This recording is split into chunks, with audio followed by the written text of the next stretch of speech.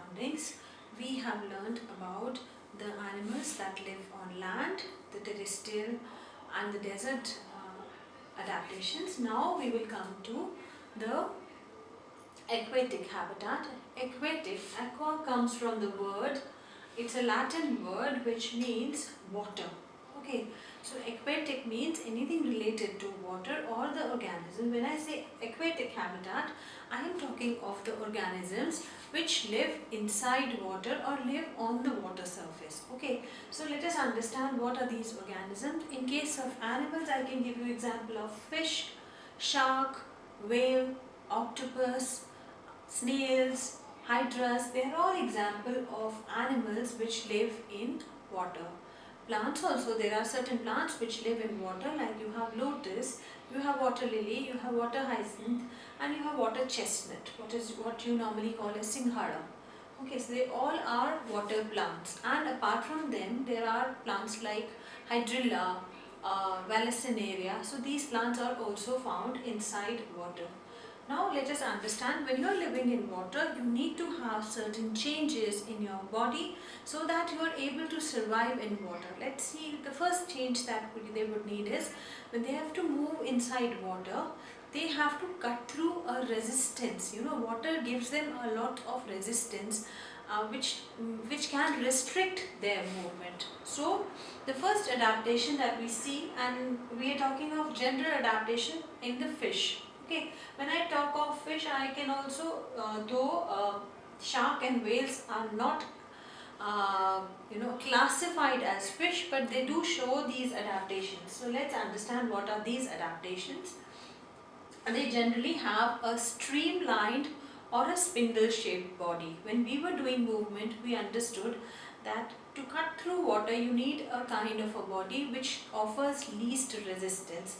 So this is the shape which can easily cut through the water current. Imagine this is a layer. Water, though it looks like it is water, but it forms a layer and which gives them resistance to move through. So if the shape is like this, it is easy to cut through water, and that is why they all have streamlined or spindle shaped bodies which reduce the resistance provided by water and which helps them to swim faster. So that's the first adaptation. The next is, when you live in water, if you keep you should have tried this at home also, if you keep your hands dipped in water for a very long time, you will see that your skin gets wrinkles or it gets shriveled up.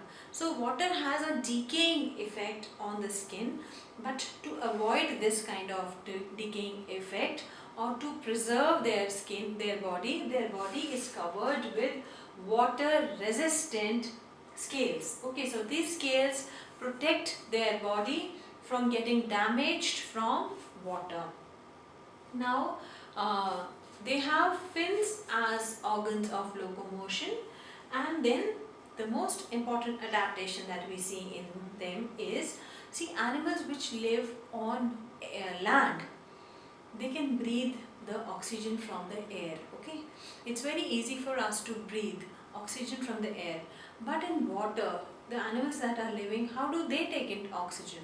They have special organs of breathing which are called gills. Now these gills have the capacity to absorb oxygen which is dissolved in water. Okay, so we know that water has oxygen dissolved in it. So they take in the oxygen that is dissolved in water, and that is how these animals breathe. So this presence of gills is one important adaptation. Now you have certain animals like the whale, like the dolphin, which do not have gills. So how do they breathe? They breathe through lungs like the way we do. Have you ever gone for swimming? You would see, when you are swimming, you keep your head underwater for some time, and then after that you take out your head and you take the oxygen from the air, and then you go back inside water. So whales and dolphins also do the same thing. They have a nostril or a hole present on the top of their head, like you can see in this picture. This hole is called a blowhole. Okay, so they come out, take this oxygen inside, they breathe in this oxygen through this hole, and then they go back inside the water, they swim and they can swim they can hold on this oxygen for a long time, and then again when this oxygen is exhausted, they come out and throw the air which has less oxygen, like I have shown in this picture, and it comes out like a fountain. So that is why these holes or their nostrils are called blowholes. Okay. Now you also have on animals like octopus, you have starfish which do not have streamlined body, but then these organisms do not also move so much. They live near the seabed or the waterbed, that is near the surface or near the lower end of the water where the water is meeting the land. So that's called the seabed. And the deep water doesn't have much resistance. Okay, so the deep water is slightly stiller, so they are found there. That is why, and they do not, these animals like starfish and octopus do not move so much as compared to what the fish do. So that is why they can survive without having a streamlined body. So this is all about the general adaptations of animals that live in water.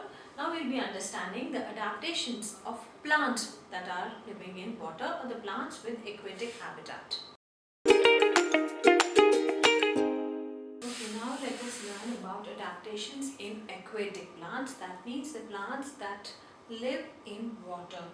So in plants, the most important adaptation which we see in all the aquatic plant is that their roots are poorly developed, because they don't need to provide much anchorage to the plant. They do not need to absorb water and nutrients. The only thing that they have to do is they have to just hold the plant, not very firmly also, because if they hold it very firmly, then are the chances that the plant can get damaged. So they are there, but they are not, the function of root is reduced as compared to what you see in the terrestrial plants. Okay, now in plants, aquatic plants, they are of two types. One is free floating and the other one are submerged. Free floating means, as the name suggests, that they are just floating on the surface of the water. Okay, so here the root is actually role of root is very less, and the submerged plants are sometimes fixed on the surface, on the ground or the seabed, but they are again the role of the root is slightly reduced. So let us first understand what are the adaptations in the free floating plants. In free floating plants like lotus, like lily, water lily, water hyacinth, they float freely on the surface of the water, and even duckweed, they float on the surface of the water. In this, how do they float? Because they have, in case of lilies and lotus, you would have seen they have huge lily pad leaves, okay, large leaves, and which on top have a waxy covering, so that they do not get damaged by the water, they do not get rotten, they do not rot by the water, and also these large leaves help them to float on water. Also, in these plants, the stomata are not present on the underside of the leaf, they are present on the top surface of the leaf. If you would have seen in normal cases, you know that stomata are on the lower surface of the leaf, on the inner side.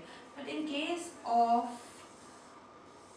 lilies and lotuses, you would see that the stomata are found on top surface of the leaf, because the underside is inside the water, so it takes in oxygen, and exchange of gases takes place from the top surface of the leaf.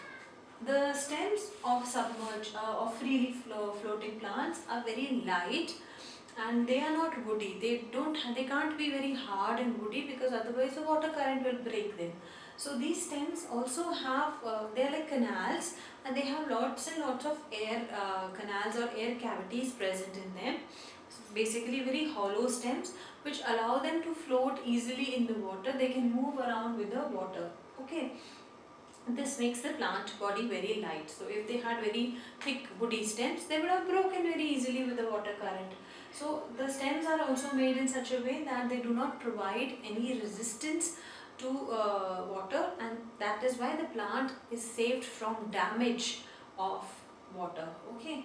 In this case, the roots are poorly developed, because it doesn't need to fix themselves to the plant. They are basically only for the absorption of nutrients. Water also is always available, so they just take in the nutrients that it has to take absorb from the water. Now we come to submerged plants. These plants are completely submerged in water. That means they are found inside the water. Okay, now their leaves have to be very very thin, and they are like ribbons. Okay, why? Because if they had broad leaves, these leaves would break with the water current. So they have thin ribbon like leaves which can float with the water current very very easily. Okay, also in these leaves you don't see any stomata at all, because it is completely inside the water, so it doesn't, exchange of gases takes place on the whole surface of the leaf and the plant. Okay, so they don't have any stomata present on them. Also, the leaves are generally ribbon-like, they grow a little longer so that they get enough light for photosynthesis. You know, they can do, the whole leaf can perform photosynthesis. If the surface area of leaf cannot be broad, then the surface area can be elongated and increased. You know, so either this leaf will have enough of the surface area to provide to make photosynthesis. If this area is not possible, it cannot be broad. So they increase the surface area like this. In this case, the surface area of the leaf is enough to make food for the plant. Also, the roots in this plant are again weak. I gave you the reason why they are weak. They cannot be very strongly holding the plant, otherwise the plant will break with the water current. Okay, and the stems also are very long, thin and flexible, so that the leaves can go to the places where they get enough light. So that was about adaptations in aquatic plants. Now we'll be learning about adaptation in amphibians, specifically frog.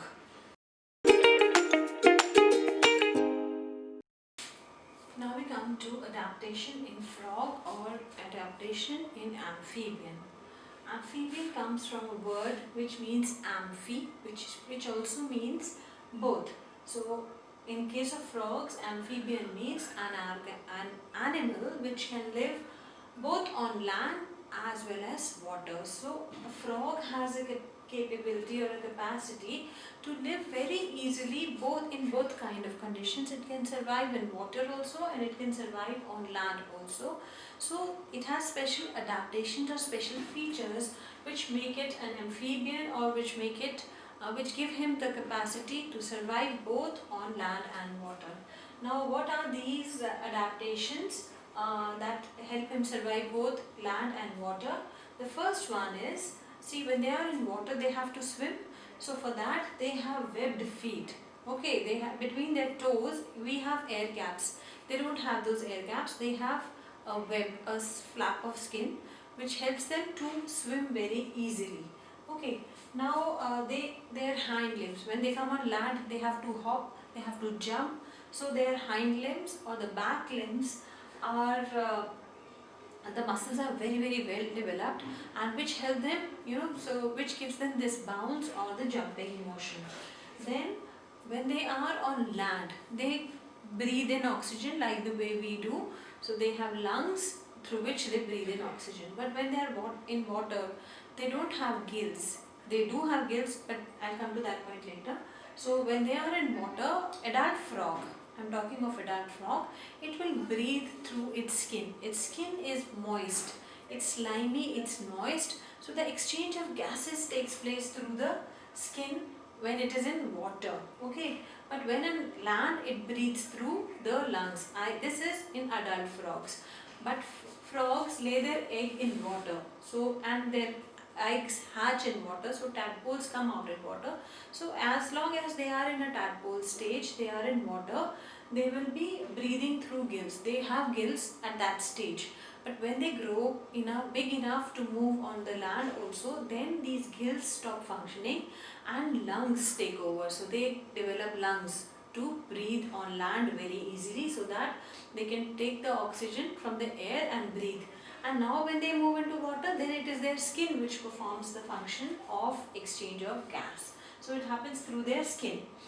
Also on land, see, what are they eating? They are eating insects. Now these insects, generally all of them fly very easily or can run very fast. So they have another adaptation they have a very long and sticky tongue, so they don't even have to go near the insect. They can easily catch their prey by throwing out their tongue, and the prey gets stuck on their tongue and they can eat it. Also, they are found in near the water pond, so you have lots of vegetation over there, which means green color.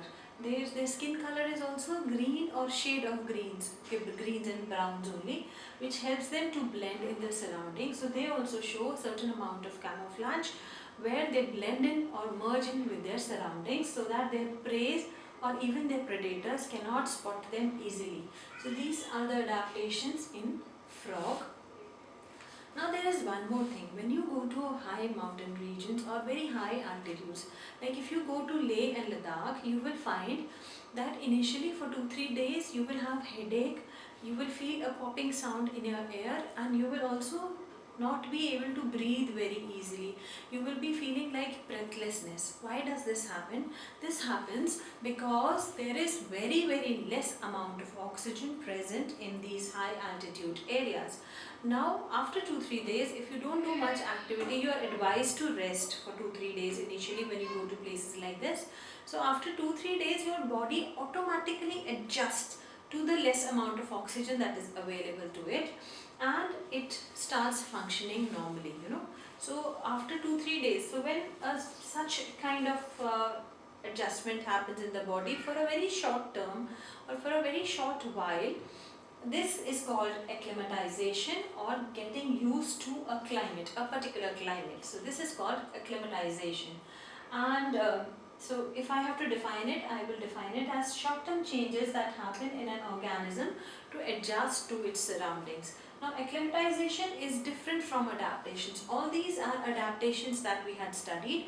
Adaptations are for a very long period of time, and they are there throughout in an organism.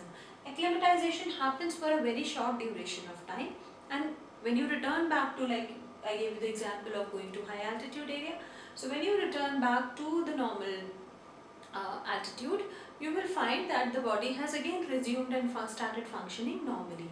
Okay, so acclimatization happens for a very short time, and adaptations are long-term changes that we see in an organism.